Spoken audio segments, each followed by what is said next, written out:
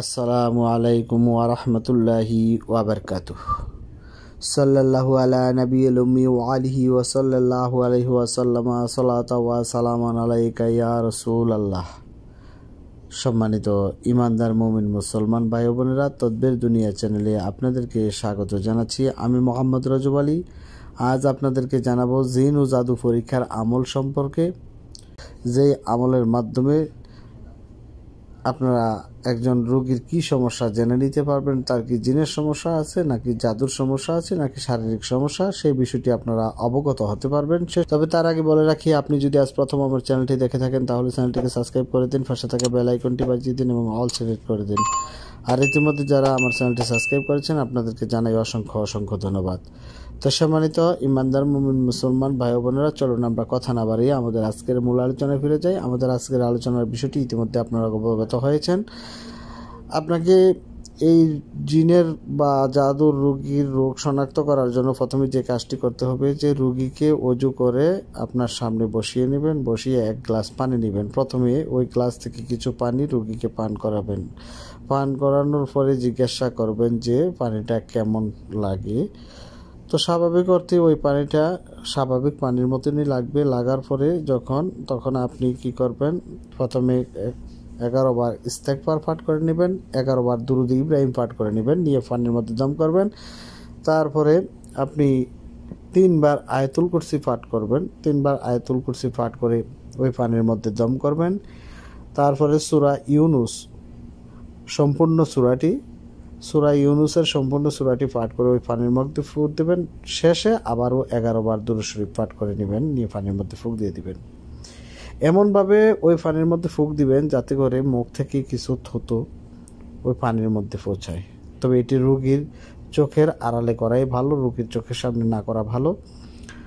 তারপরে আপনি দ্বিতীয়বার ওই রোগীকে পানিটা পান করাবেন। পানিটা পান করিয়ে জিজ্ঞাসা করবেন যে পানির স্বাদ কেমন লাগে।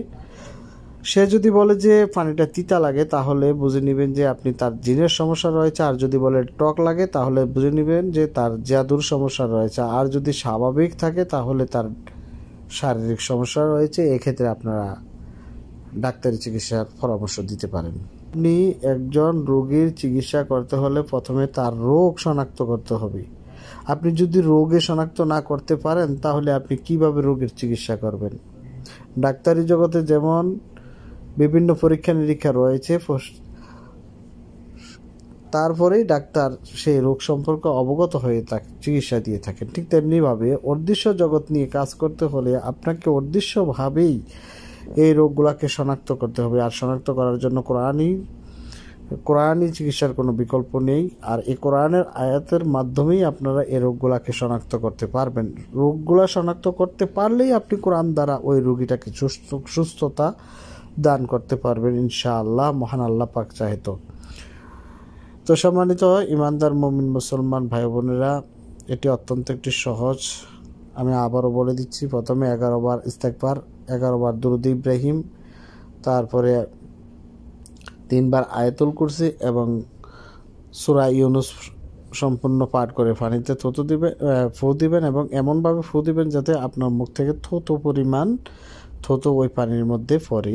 আর এটি রোগীর চোখের আড়ালে করাটাই ভালো। তারপরে আপনি 11 বার শেষে আবার 11 বার দুরূদ শরীফ পাঠ করবেন। এইভাবে পাঠ করার পরে পানিটা যখন ফোরানো হয়ে যাবে তখন আপনি ওই পানিটা রোগীকে পান করতে দিবেন। দেওয়ার পরে তাকে জিজ্ঞাসা করে নেবেন পানির স্বাদ কেমন রয়েছে।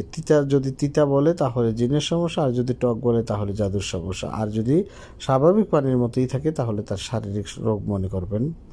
সেক্ষেত্রে ডাক্তারি চিকিৎসা নিতে পারবেন। তো এই ছিল আজকের মতন।